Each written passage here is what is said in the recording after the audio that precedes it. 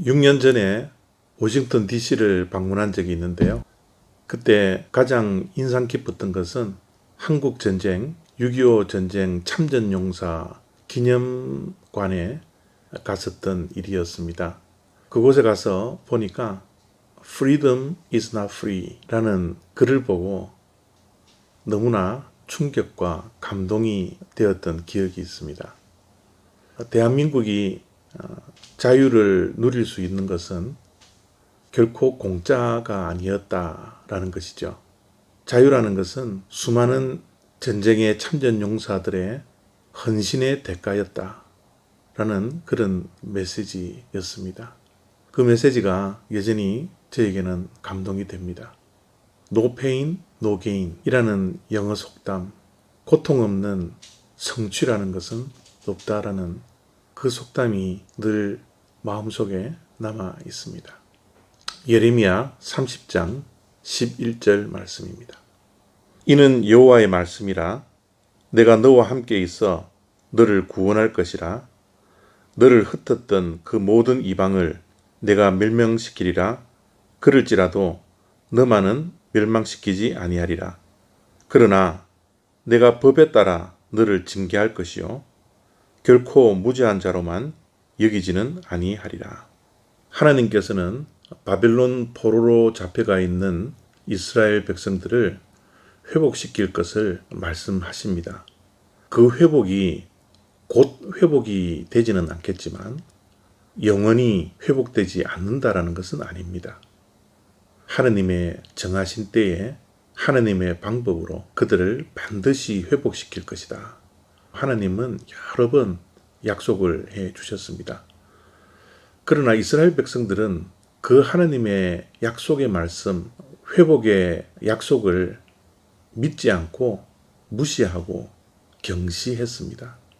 그래서 하나님께서 오늘 본문 말씀 속에 내가 하는 이 약속을 기록해라 라고 예레미야에게 말씀을 하십니다. 기록하다라는 것은 증거물로 남기겠다라는 거죠. 하나님께서 약속하신 것을 기록물로 남겨서 증거로 삼겠다라는 하나님의 확실한 회복의 의지를 말씀을 하고 있습니다.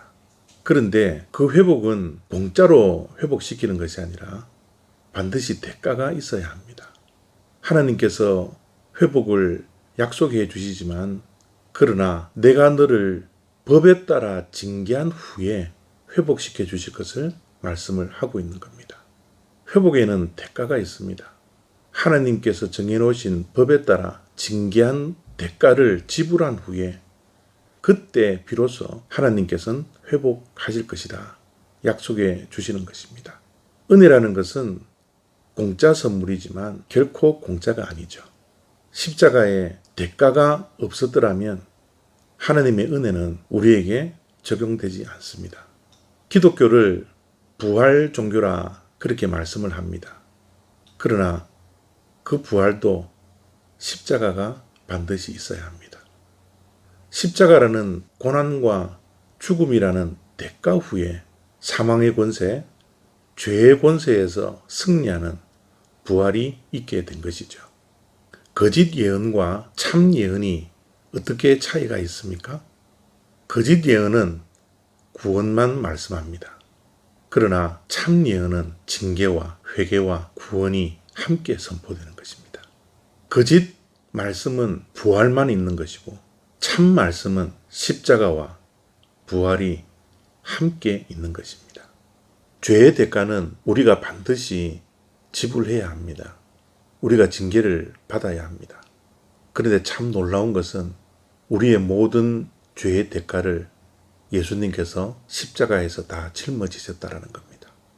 이것이 우리들의 감격이요 감사이지 않습니까? 이제 우리에게 남아있는 것은 예수님을 믿는 믿음으로 십자가를 붙들고 우리의 죄에 대한 회개와 눈물과 돌아섬이 우리들에게 있어야 합니다. 이것이 우리가 짊어져야 할 대가입니다. 하나님께서 우리를 완전히 회복하시기 전까지는 우리는 하나님 앞에서 철저하게 회개하고 눈물 흘리며 하나님께 돌아서는 그 대가를 지불해야 합니다. 감사합니다.